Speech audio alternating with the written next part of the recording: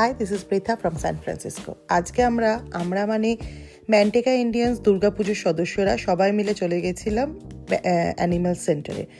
Animal centre হচ্ছে ওই আর কি ফস্টার হোম টাইপের, যেখানে যেসব কুকুরদের দেখবার কেউ নেই তারা থাকে। এটা লিও আর এ হচ্ছে গাবলু, লিওর বড় দাদা। এরা দুই ভাই ঠিকই, কিন্তু দুজনের স্বভাবের কোনো মিল নেই। একজন ভীষণ শান্ত আর একজনকে তো দেখাই যাচ্ছে সে কীরকম। তো এবার আসি এই অ্যানিম্যাল সেন্টারগুলোর সম্বন্ধে বলতে। প্রথমত আমরা গেছিলাম দুর্গাপুজো হয়ে, আমাদের এখানকার দুর্গাপুজো মানে ম্যান্টেকা ইন্ডিয়ান্সের দুর্গাপুজোতে আমরা একটা ডোনেশন বক্স রাখি এইসব পশুদের জন্য, যাদের সত্যি দেখবার কেউ নেই। গভর্নমেন্ট থাকে আর কিছু ডোনেশনের ওপর ওদের চলে।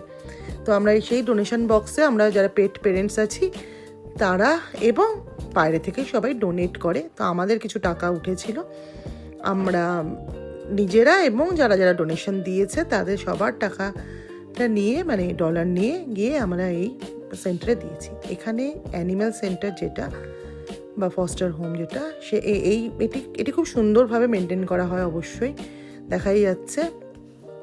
তো এইখানে আমরা ভেতরে অবশ্যই ঢুকবো। তার আগে এখানে যত পশু মানে যেই ডগগুলোকে নেওয়া যাবে, এখানে ডগ অ্যান্ড ক্যাট, এই যে সেই ডগগুলোর ছবি যারা এখন অ্যাডপশনের জন্য প্রস্তুত।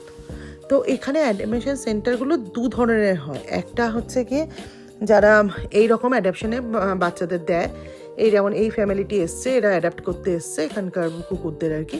আর একটা ছোট্ট বিড়াল ছিল, আর কোনো বিড়াল দেখিনি। তো এখানে এই কুকুরদের রাখা অবশ্যই হয় আর তাদের অ্যাডাপশনের জন্যই রাখা হয়। কিন্তু অ্যাডাপশন যদি না হয় তবে এদেরকে কিলিং সেন্টার বা কিলিং ফস্টার হোম যেটা, সেখানে পাঠিয়ে দেওয়া হয়।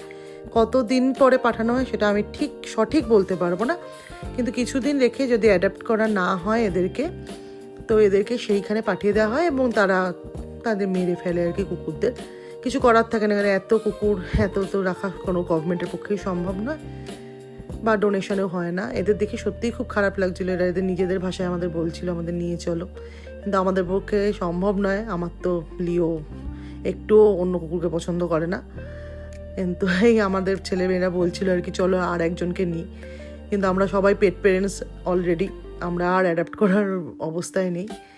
কিন্তু এখানকার অ্যাডাপশন হোমগুলো এই ধরনের দু ধরনেরই হয়। একটা হচ্ছে অ্যাডাপশন হোম আর একটা হচ্ছে কিলিং হোম বলে। Thank you for watching. Please stay tuned. Thank you.